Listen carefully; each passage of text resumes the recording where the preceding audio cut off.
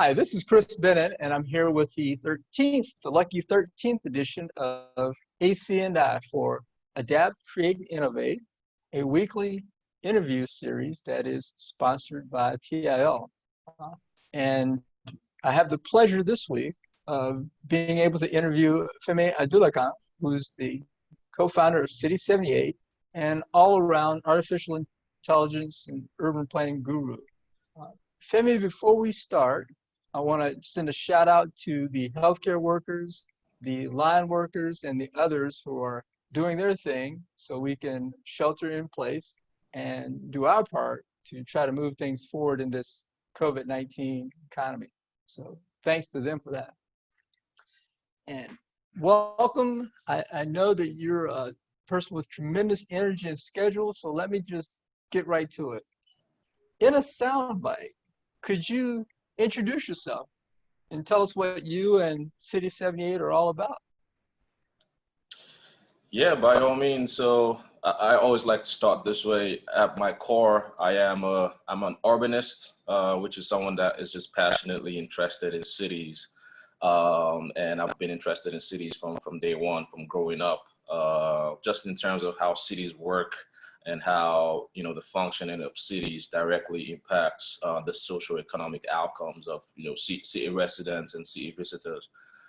In terms of City78, what we do in plain terms is we develop leading edge location intelligence tools and applications through the use of advanced geospatial analysis to provide data-driven solutions that address problems that cities have, and at the same time give decision makers sort of a roadmap of how to go about investing in urban areas.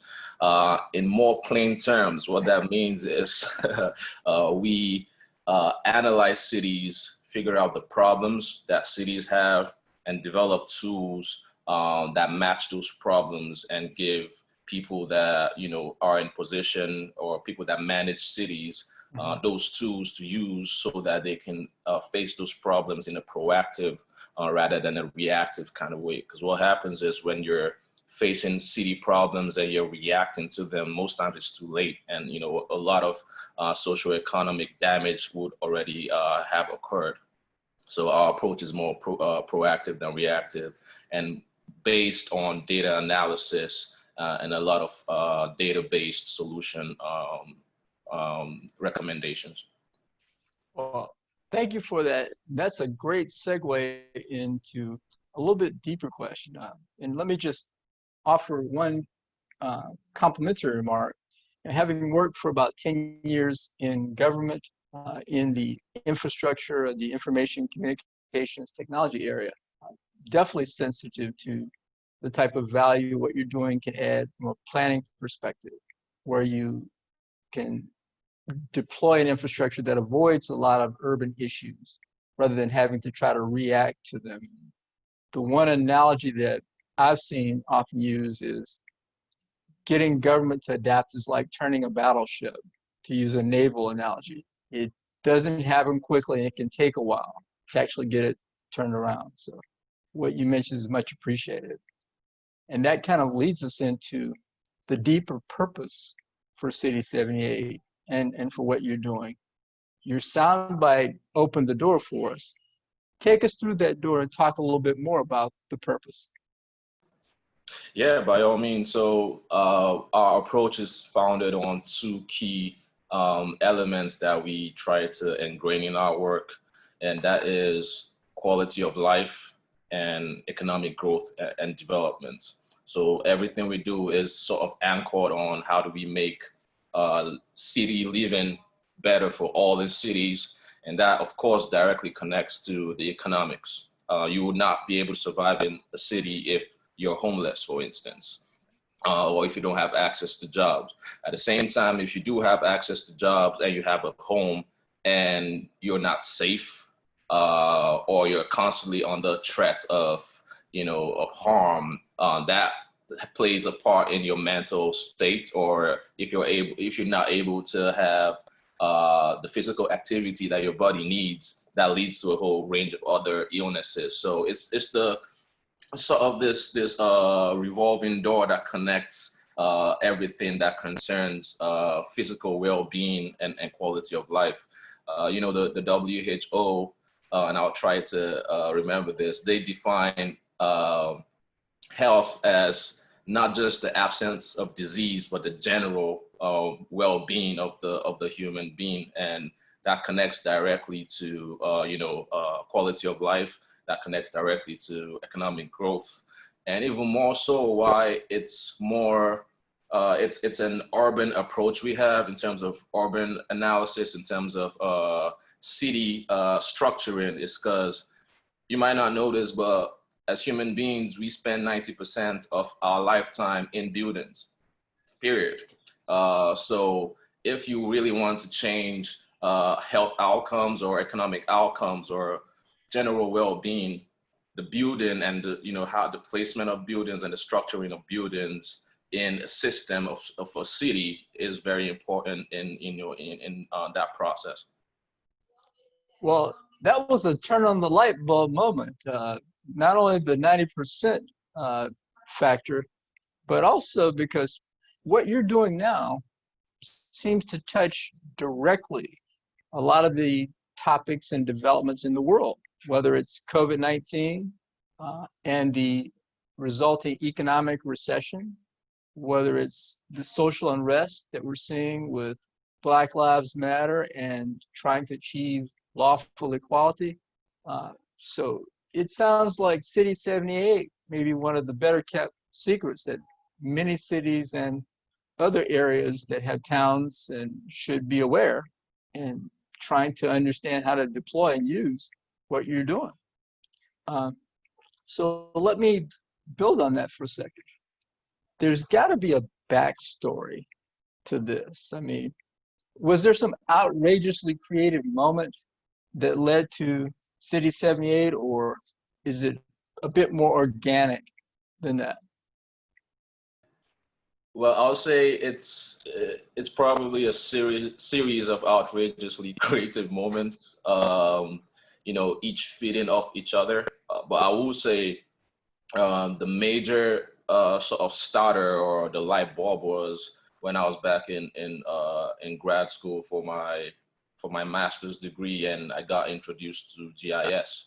I think that was the major light switch. I've always been an inquisitive kind of person, and I've always had this like for geography and actual mapping and all that kind of stuff. So when I got introduced to GIS and the course I took in grad school, I was like, I'm definitely going to, dig this hole until I hit oil and just know everything about it. At that point, of course, I wasn't necessarily thinking about, building up an organization off it and all that. I think the second part was when me and my co-founder started talking about, how our interests intersect and how AI could actually be used as a way of speeding up the process of surveying people and actually getting feedback from people living in communities, and merging that with GIS just made a whole bunch of sense, and that's what sort of birthed City 78. So Femi, on behalf of our audience members who might not be as nerdy as am I, GIS stands for, what is that acronym? Geographic Information Systems. So Thank it's you for more that. or less like the back end of your basic Google map. Whatever goes on behind that, yeah, that's GIS. Thank you for that. Thank you for that. And so that's a great setup. It kind of talks about the inspiration. We have a sense for what City 78 is kind of doing and its purpose. So let's dig yet another layer deeper.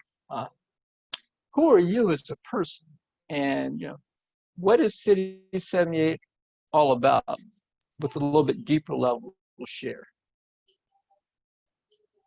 Yeah, definitely. I think probably tell you a little bit about my upbringing will shed a lot of light on that. So I grew up in a family of professors. My both of my parents are professors that teach in universities with a PhD and all that. So I more or less was set on that path from an earlier age. But even more so, my dad is a professor in sociology. So right from a young age, I've been exposed to ideologies of socioeconomics and social sciences in a very, very expansive kind of way. So I've always been interested in contributing to community. It's always been less of what can I get and more of what can I give. And that's not to sound philanthropic. It's just how I was brought up and how I am. And how that connects to City78 is at the level of figuring out urban problems. As I said before, I've always been interested in cities. Figuring out urban problems and sort of developing vehicles to solve those problems in a way that no one has ever done before, so we contribute to the field of the science of cities. And more or less that would directly contribute to communities, which more or less would serve as a way of changing people's lives and giving people more access to means of being upwardly mobile. I think that's the best way I can answer that question in a nutshell, without necessarily going into chapters and chapters of of who I am. Well, I appreciate that, because that begs the question of with so many different factors probably involved in making someone's life better, what is the source of your innovation, inspiration? Is it, your touch points to two academicians, two professors? Is it your roots? Is it your interest in GIS? What's that underlying source for the innovation, inspiration that moves you? Yeah, that's a great question. I think going back to my upbringing too, like growing up, university society and all that, there's an obvious difference between how my life has turned out versus how people that live in other areas, how their life turned out. You hear about people saying your zip code defines sort of how your life will turn out. I'm probably a great example of that. And here's the thing, there's nothing necessarily different between me and anybody else. I was just probably exposed to some opportunities. I don't come from a rich family. We don't have a gold mine in my house, but we had knowledge, I had access to exposure, and that just made my life different.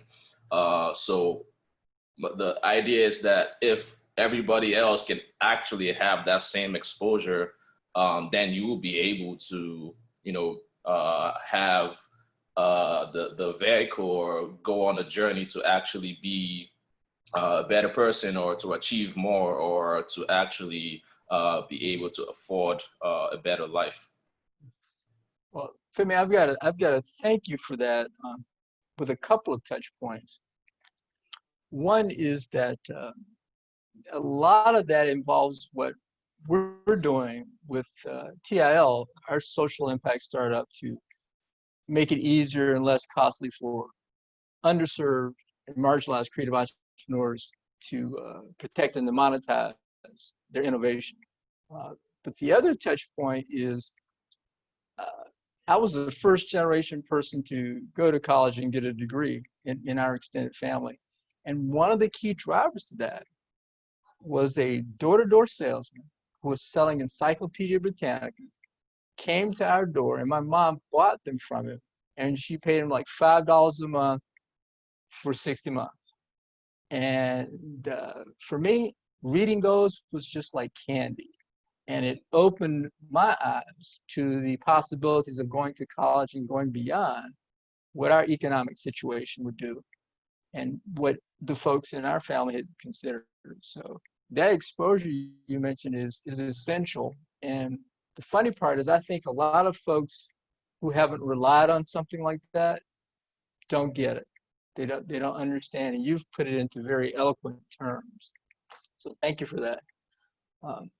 And that kind of gets after that, it's interesting because I probably have a very similar story. There's this book of British towns that my dad had in his library while growing up, and I used to constantly go through it and just flip through it. It had maps and just images of town planning and locations of British towns. And I do remember that is the source of my interest in geography, and that just spurred on a whole bunch of things. And in relation to what you said also, it's almost impossible for you to go ahead and try to achieve something your mind cannot even conceptualize. So exposure definitely is very important. Not to belabor that, but you just mentioned something. There's a lyric in a song, and I'll have to look it up later. And I think it's to the effect of, you can't achieve what your mind can't conceive. And that's a famous hit song somewhere. So yes. And in fact, that goes to the next point, which is considering this incredible diversity and richness of background that you have. How does all that come together to create value in your terms for what you're doing and for City78? Yeah, definitely. Well, I think one, as I answered earlier, it's not necessarily about me as a person. It's always about what I can give, and and that connects to answer your question, which is okay, after all this, what is success for me? In my mind, success is not having a mansion somewhere with Teslas and all the money in the world. I mean, I wouldn't mind that either. But I think success for me is about impact, about creating a positive change. I think that's what we should all seek for while we are here on Earth. So that more or less relates to City78 as a vehicle to deliver that positive impact. That's what I'm doing in collaboration with my partners and my colleagues. Well, I think I would say that you're my brother from another mother, because I'm not so much about the dinero, but I would like to have enough to make sure there's reasonable comfort for my family members and others, but it really is self-actualization for me. It's making the world a better place and being the best version of myself that I can be. So I definitely appreciate that. And that gets us to the next question. Do you have any COVID-19 coping words or suggestions for our audience that kind of help them achieve whatever it is they're trying to be? Yeah, I learned this from someone recently that he said, "Don't let a great crisis go to waste." I believe is how he put it. And that's you, Chris, in case you didn't know this. So I would say, of course, these are challenging times. We've never, ever seen this before. And it'll go down in history as one of those moments where, the whole world literally grinded to a stop. But I think this presents opportunities for people to take a step back and look at the opportunities that actually come out of this and not necessarily focus on the negatives. It calls for restructuring of a whole lot of things.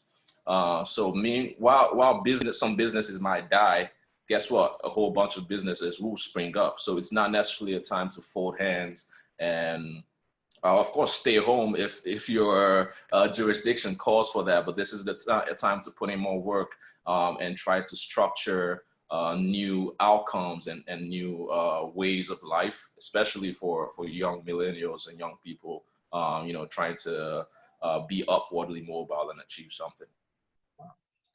Well, thank you for that share. And for the record, I will say, I understand that never let a good crisis go to waste was originally attributed to Rahm Emanuel, the former chief of staff for President Obama.